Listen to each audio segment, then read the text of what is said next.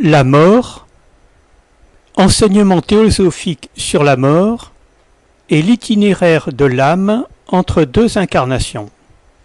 Deuxième partie, le repos de l'âme, le Dewachan, le retour de l'âme à l'incarnation. Alors, comme on l'a vu, après la mort, il y a le rejet, en quelque sorte, de tout ce qui était vraiment terrestre, vraiment égoïste, et qui n'apportait rien du tout, finalement, au projet d'évolution ou d'éveil. Ça, il y a le rejet, mais le paradis du Dewachan, en quelque sorte, ne peut pas durer éternellement, étant donné que les énergies qui servent à soutenir cette expérience-là, ces énergies ne sont pas infinies. Hein? Donc elles sont à un moment donné assimilées. Donc il y a forcément un moment où cet état de béatitude se calme et finalement, qu'est-ce qui se passe? À ce moment-là, la racine de l'être humain n'a pas terminé, ou si vous voulez, le pèlerin n'a pas terminé son pèlerinage, et il y a évidemment toutes les influences karmiques, toutes les pensées, tous les désirs, etc., qui obligent l'homme à retourner sur la terre pour continuer son expérience. Le pèlerin est obligé de reprendre son bâton sur la route et de progresser un peu plus, grâce évidemment à toutes les énergies et toutes les possibilités qu'il possède au fond de lui-même. Donc il n'y a pas de paradis éternel, il n'y a pas d'enfer éternel. Ça ne veut pas dire d'ailleurs qu'après la mort, un homme qui aurait pas consacré toute sa vie à faire du mal aux autres, à essayer de voler, à essayer de tuer pour jouir de la vie, ça ne veut pas dire qu'il ne serait pas tenu pendant un certain temps en quelque sorte, à goûter les conséquences, conséquences de tous ces comportements contraires à la nature. Donc c'est ce que les hindous appellent avicci, c'est-à-dire un état d'enfer, d'enfer relatif bien entendu, mais là, si vous voulez, en quelque sorte, l'homme se trouve face aux conséquences de ses actions. Après la mort, l'homme se trouve face aux conséquences de ses attitudes, de ses désirs, etc. etc. Si l'homme n'a eu en pensée que de nuire aux autres pour jouir de la vie, forcément il va avoir ses conséquences. Mais encore une fois, c'est pas éternel. Et un moment viendra où les conséquences de ces énergies auront été vécues et on pourra, ça sera la libération relative pour l'âme humaine, pour revenir à nouveau dans un corps et reprendre le chemin de son pèlerinage. Alors, une question. Vous avez parlé de ce rêve paradisiaque, en quelque sorte, dans le Dewachan. Est-ce que ça se passe pour tous les hommes? Si je suis un grand négateur du spirituel, attention. Je nie la possibilité de la réincarnation, l'idée de l'âme, je nie tout cela. Je suis un pur matérialiste. Alors, comme on vient de le voir, ce beau rêve ou cette belle expérience paradisiaque est finalement ce qui nous attend tous pratiquement. Sauf si nous sommes vraiment des brigands à ce moment-là. Mais aussi, il faut bien comprendre que puisque nous sommes sur un chemin de pèlerinage vers qui nous mène de l'état animal à l'état humain, très éveillé, spirituel, etc., pour nous ramener jusqu'au divin, il est vrai que probablement si l'âme, on dit comme ça l'âme, si l'âme atteint cette immortalité dont j'ai parlé, il n'est plus du tout question pour elle, lorsqu'elle est incarnée dans un corps, de rêver à quelque chose de beau, de bien. Tout ce qu'elle fait sont des actions qui sont concertées pour le service des autres. Donc c'est plus du rêve. Une mère qui voit son enfant, elle rêve qu'il va être heureux, cet enfant, elle jouit du bonheur de voir cet enfant lui sourire, etc., etc. Donc c'est normal qu'après la mort, elle jouisse des conséquences de ses attitudes généreuses, d'amour, etc., etc. Mais il est vrai que pour un homme comme on pense à Jésus par exemple, ou à un Bouddha, ces gens ne sont pas des rêveurs.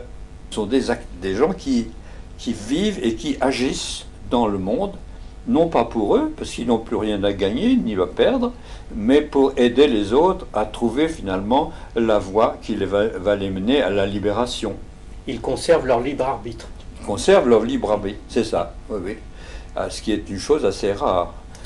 Dans toute situation, c'est d'arriver à maintenir l'égalité d'âme dans toutes circonstances, d'accomplir son devoir, parce que c'est ce qui s'impose, sans espérance, sans espoir de gagner un résultat, etc., etc. Enfin, bref, arriver à cet état, en quelque sorte, d'homme incarné qui est complètement conscient de tout ce que la vie attend de lui et qui l'accomplit. D'accord. Alors, est-ce qu'on est conscient d'être mort quand on est mort? Eh bien, tant qu'on n'est pas tout à fait mort, on peut être conscient qu'on n'est pas tout à fait mort. Enfin, c'est ce que racontent les témoins des expériences de mort imminente. Mais là, ça veut dire qu'ils ne sont pas encore tout à fait morts. Mmh. Mais quand on est complètement mort, l'homme, ou la conscience, si vous voulez, n'a plus le sens de... ici, maintenant, je suis au ciel, et puis il y a mes amis qui sont restés sur la terre.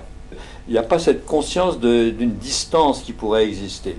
Maintenant, la conscience est enfermée dans le personnage idéal que cette conscience va rejouer, mais avec toutes les énergies possibles, avec toute la joie possible, etc., etc., et on pourrait dire, toute la capacité d'imagination de la conscience ou de la pensée à ce niveau-là.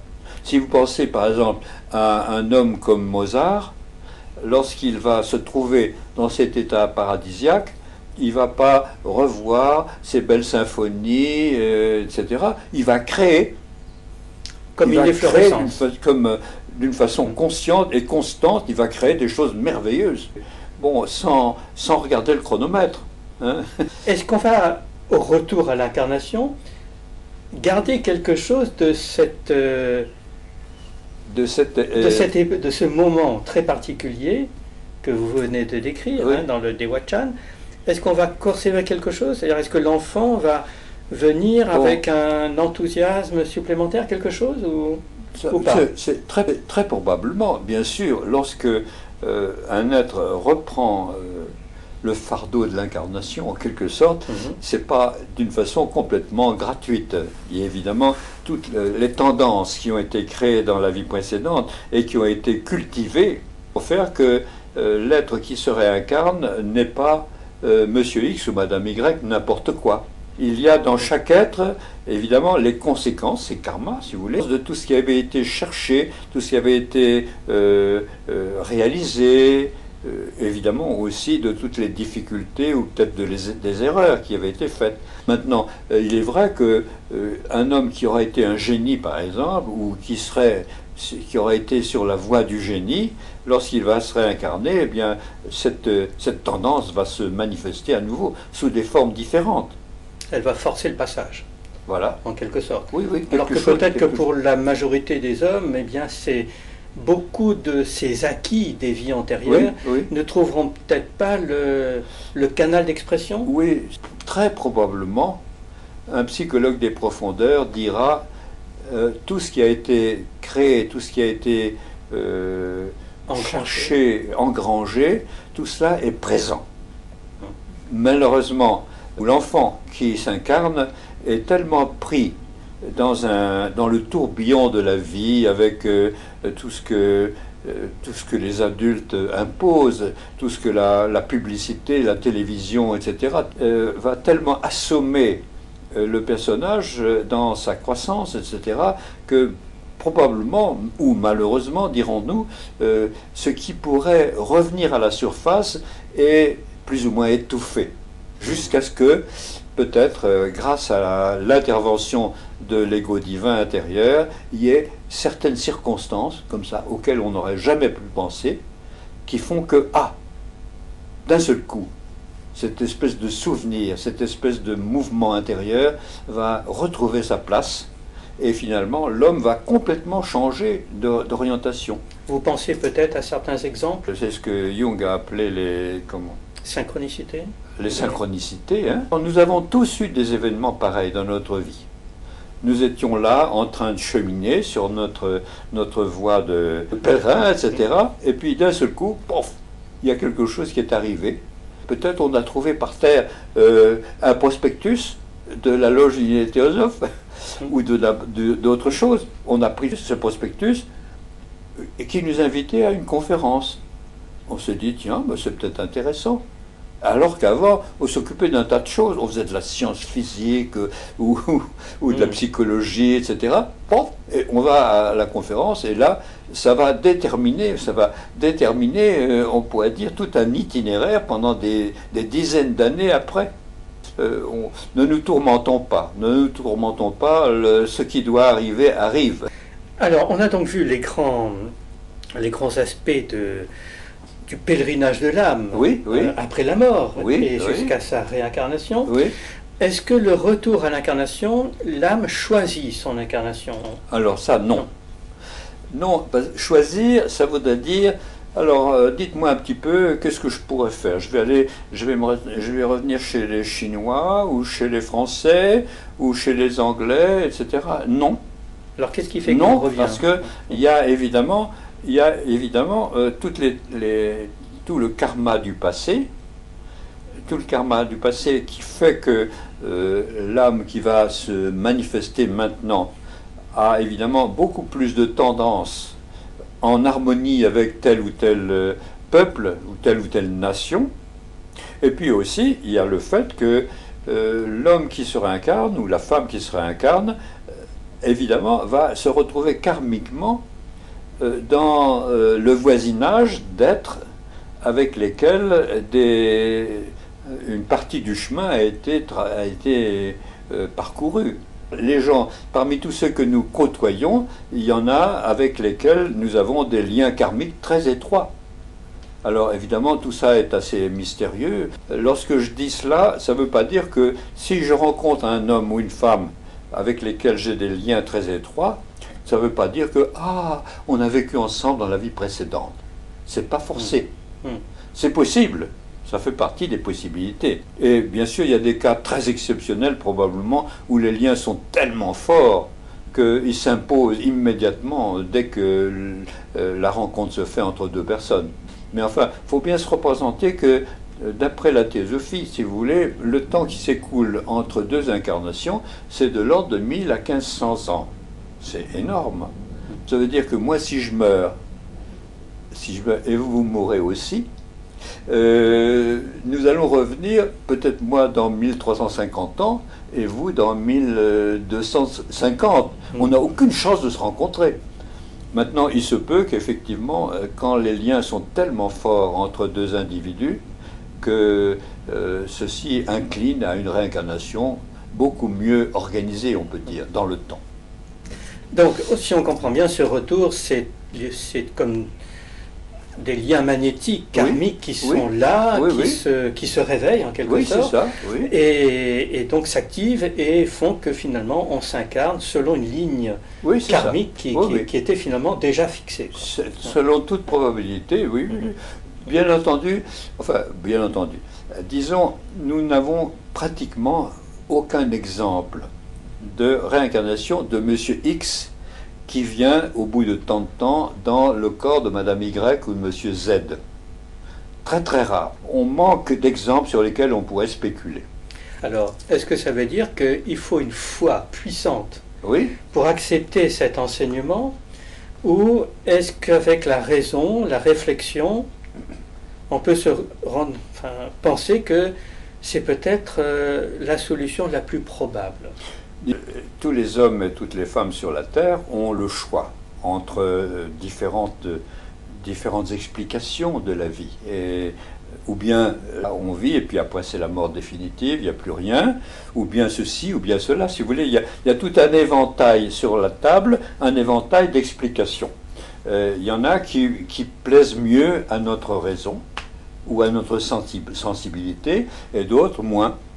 Par exemple, si vous êtes très, très attaché à la figure du Bouddha, par exemple, eh bien, vous allez suivre ce que disent les bouddhistes sur la réincarnation. Mais attention, ils ne disent pas tous la même chose, il y a plusieurs écoles.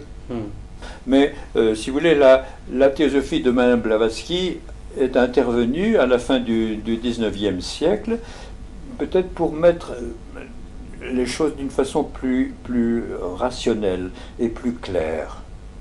Hein? Ça ne veut pas dire que vous devez l'accepter immédiatement, mais en réfléchissant bien à toutes ces choses-là, ça paraît de plus en plus probable, si vous voulez. Sans compter qu'il y a aussi maintenant des expériences de mort imminente, certaines expériences de mort imminente dans lesquelles la réincarnation est très très clairement exprimée. Si une philosophie est vraie, oui, elle peut se démontrer par la raison, bien évidemment, mais elle doit aussi se démontrer par l'expérience intérieure, par l'expérience de la vie, le contact avec la vie. Alors, est-ce que ce que dit la théosophie au sujet de la mort, avec cette description que vous en avez faite, finalement, est-ce que ça peut coller mieux avec une observation que l'on peut faire de la vie, que chacun peut faire? Est-ce que ce ne serait pas déjà un début de preuve que chacun pourrait trouver? Il me semble, mais vous savez, tout ça, nous n'avons pas de preuve absolue. Hein. Personne n'a de preuve absolue. C'est comme ça et c'est pas autrement. Parce que, comme vous l'avez vu, il y a quand même plein de choses qui demandent à expliquer, être bien comprises, assimilées, etc., etc. Mais, si vous voulez, quand vous acceptez, au moins à titre expérimental, si j'ose dire, ou à titre de réflexion, quand vous acceptez le schéma que donne la théosophie, il y a beaucoup de gens qui trouvent que c'est vraiment un schéma non seulement respectable, mais qui en somme, apparaît comme donner vraiment les explications. Madame Blavatsky est arrivée à la fin du 19e en disant « Attention, la mort n'est pas la fin de tout ». Au moment de la mort, il y a cette expérience qui est faite de la revue panoramique de la vie, et pas n'importe comment. C'est pas simplement un souvenir, comme ça, un rêve de souvenir. Cette expérience est faite dans le rapprochement, comme elle le dit, entre l'ego personnel et l'ego divin intérieur. Donc, non seulement c'est une expérience que nous allons tous faire, mais c'est une évocation de la présence en nous de cet ego divin ou de ce maître intérieur dont maintenant beaucoup de gens parlent, parce que comme une hypothèse au moins très acceptable, très rationnelle.